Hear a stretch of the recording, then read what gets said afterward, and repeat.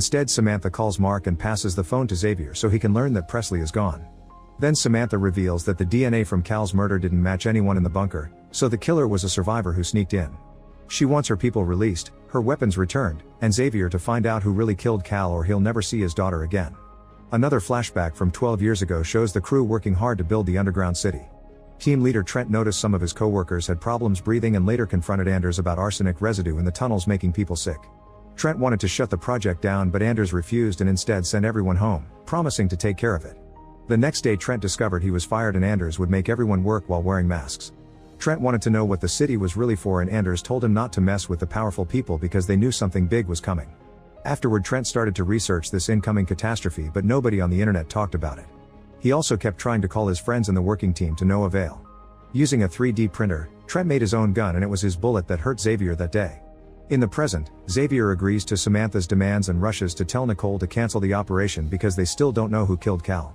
Henry appears on TV to tell everyone that the incident is over and everyone can relax because the system is working well, but he also admits that Cal was murdered. Jeremy is still reading the contents of the tablet in the street. Later, Samantha calls Jane to discuss how to deal with Presley, who knows too much. Samantha doesn't want to hurt the girl for now, but Jane suddenly asks for Cal's video game collection and hangs up when Samantha calls her crazy. Moments later, Samantha receives a message from Jane saying the problem was taken care of. Meanwhile, Xavier returns to Cal's room and finds the mixtape he made for Jeremy. He plays it and finds a message from Cal saying he hid something in the library. Xavier rushes there and sees a jacket with a flower on its back. All the books have a number assigned to them, and Xavier searches for the code from the cigarette until he finds a book with all of Cal's notes about the tablet.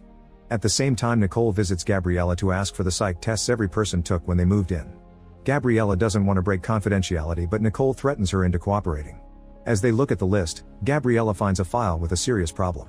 She goes to the diner and pretends to be friendly to Maggie as usual, only for Nicole to capture her by surprise. It turns out this isn't the real Maggie, and she explains Trent forced her to do this. While at the library, Trent knocks Xavier out. Another flashback shows Trent in prison after the shooting. He kept trying to call his friends and one finally picked up to tell him to stop calling.